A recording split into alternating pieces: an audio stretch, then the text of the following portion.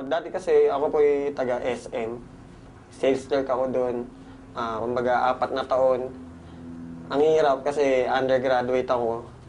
Okay, kumbaga sabi ko, nung hindi ako natapos ng pag-aaral, hindi naman pwedeng tatambay lang ako. Kasi one time, nangingi ako ng pera sa mama ko, nakasimangot. Parang ang hirap na everyday mangingi ka lang ng pera, wala ang source of income. So, nag-work ako sa SM. Kaya lang, parang napapansin ko, ang tagal na ng panahon, wala nagbabago sa akin. Dumating yung time na yung escalator na dinadaanan ko, yun lang lagi. 3 taon na, 4 na taon na, wala nagbabago. So, naghanap ako ng paraan, kumbaga paano magbago yung buhay ko. Naimbita ako ng kaibigan ko, si Philip J.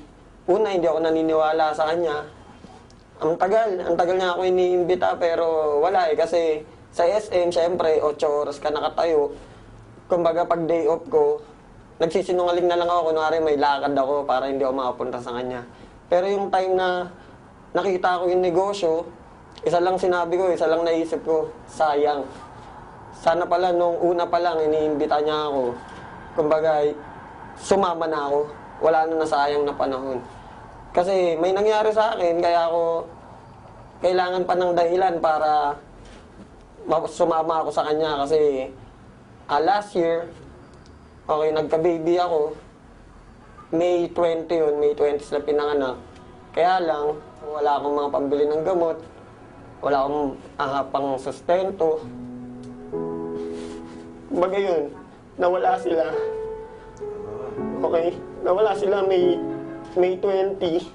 Libing nila May 21, yan yung birthday ko. Kaya yun nangyari sa akin, iniimbitan niya na ako nung before. Hindi ako sumasama, pero nung nangyari yun, nawala yung 2 kong anak, kambal yun. Sabi ko, hindi pwedeng maulit yan sa akin kasi sabi ko nga magulang mo mag-abroad, masakit para sa'yo, di ba? Anak mo pa kaya, ilibing mo sa araw ng kaarawan mo. Sobrang sakit. Sobrang pag naalala ko yun. Isa na sabi ko, buti na lang ngayon, kaya ko na.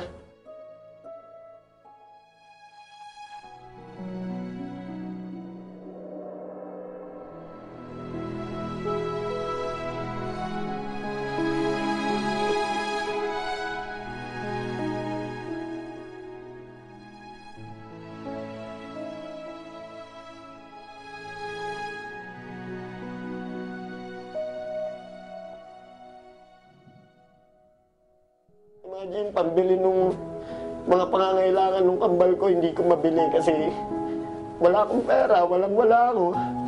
Kaya ngayon, nandito ako. Sabi ko, hindi na mauulit yun.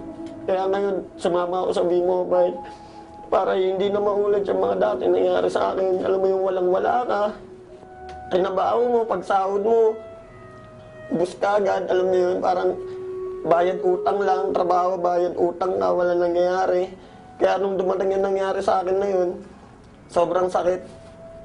Parang wala akong magawa.